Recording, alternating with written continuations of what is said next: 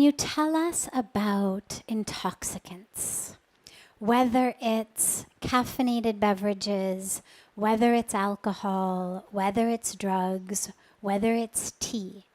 Is there anything wrong with taking any of these stimulants? Are they all part of the same, or is there a distinction between them if we're on a spiritual path?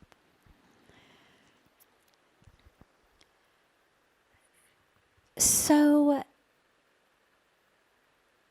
the point of a spiritual path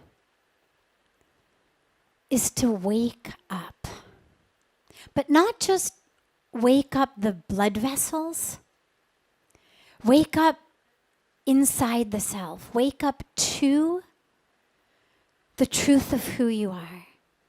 And so every minute and every moment that we spend not here, not in the present moment, not in the truth of who we are, but running away, is a moment that we've lost. And this is why almost all of the world's spiritual traditions caution us against intoxicants. We are here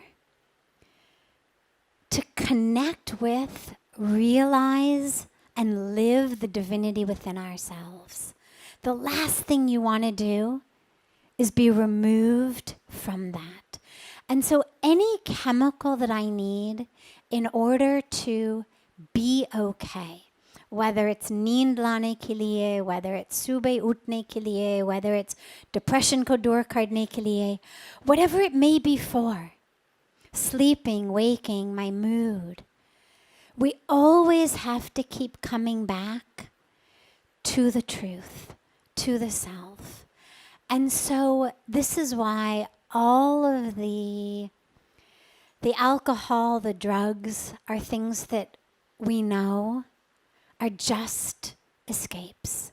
And every minute that we spend not connected with the truth, but needing to numb ourselves, needing to use something to make my life manageable, because that's what it becomes. It becomes, without this, I can't sleep. Without this, I can't relax. Without that, I can't feel happy. But what our real life is about, what spiritual life is about, is experiencing the joy and the bliss and the truth of who you are. So anything that takes you away from that is definitely going to be something that all of the spiritual teachers are going to say, avoid that. If you can't sleep, ask yourself, what is that stress? What is that tension in your life? What is that attachment? What are those expectations that keep running in your mind that keep you from sleeping? What is it that you're so attached to in your relationships, in your job, in your life, that it steals your sleep? And this is the path of introspection.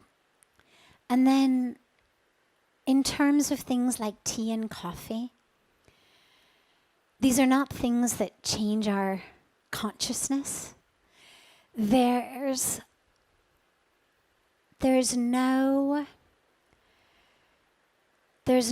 deep spiritual reason or even medical reason on a scientific level or a spiritual level that I would say don't drink tea or coffee. However, on a spiritual path, one of the things we talk about very, very frequently in here is the awareness that you are not a slave to the body, that you're not a slave to the senses. Whether we fast, whether we abstain, whether we stay awake temporarily, it's to teach us, I'm not a slave. Yes, my stomach is grumbling. Yes, my throat is saying this. Yes, the body wants sleep. But nonetheless,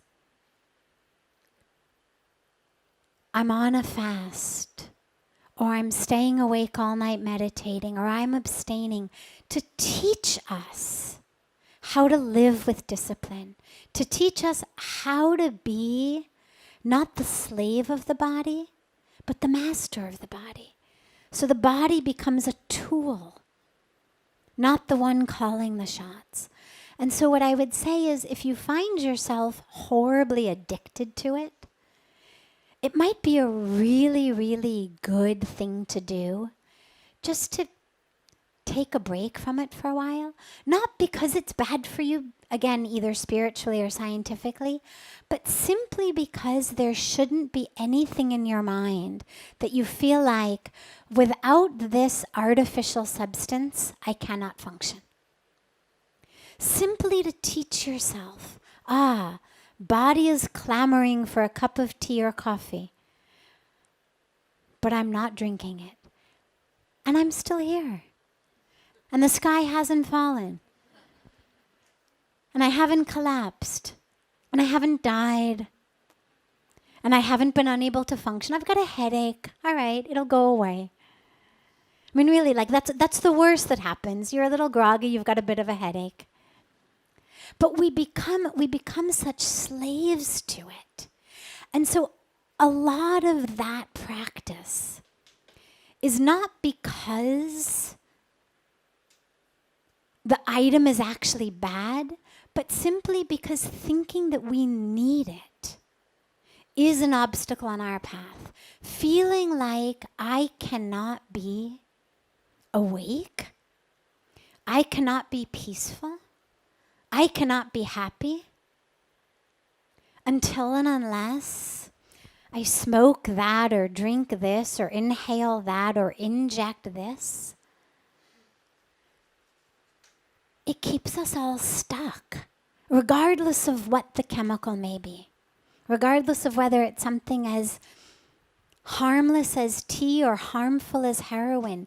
Either way, the message it gives to us is you are stuck. And simply in the name of freedom, if you feel that you're stuck with anything, it's always a great practice to just give it up for a while. Even if you're going to go back to it. I mean, not the heroin, of course, but the tea. You may go back to drinking tea, fine. If it doesn't upset your stomach, no problem. But at least do it with the freedom of choice. Because that's the highest aspect of the spiritual path, is freedom. And whether it's freedom from my addiction to a chemical, freedom from my addiction to making people around me do what I want, freedom from my expectations, freedom from my desires, freedom from my fears, freedom from my identity, freedom from my history. That's what all the practices that we do are about, is to get us unstuck from all of that, so that we can actually live in the true freedom